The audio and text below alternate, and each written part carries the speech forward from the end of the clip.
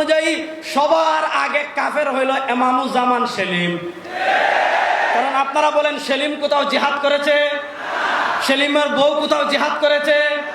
Hizb ut তাওহীদের কোন সদস্য কোথাও জিহাদ করেছে?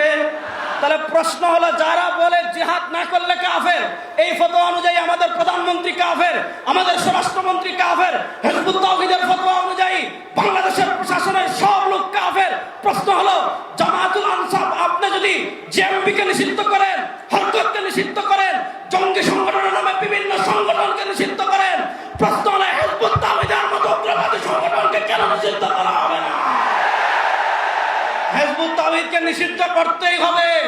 শোনেন মাননীয় প্রধানমন্ত্রী, 2024-এর জুলাই আগস্টের বিপ্লব হয় নাই হিজবুত তাওহীদের আস্ফালন দেখার জন্য। 2024-এর জুলাই আগস্টের বিপ্লবে আমরা সামনে ছিলাম। আজকে আমরা পরিষ্কার শুনেন, সমুদ্রে যখন ঝড় আসে সবার আগে আবহাওয়া অধিদপ্তর 1 নম্বর সিগন্যাল দেয়।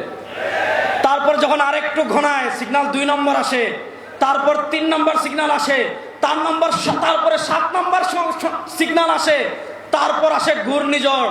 আমরা বাংলাদেশের সরকারকে বলবো, ট্রান্সজেন্ডার বিয়ের নামে তামাশা বাংলাদেশে বন্ধ করতে হবে। হিজবুত তাওহীদের আস্ফালন বাংলাদেশে বন্ধ করতে হবে।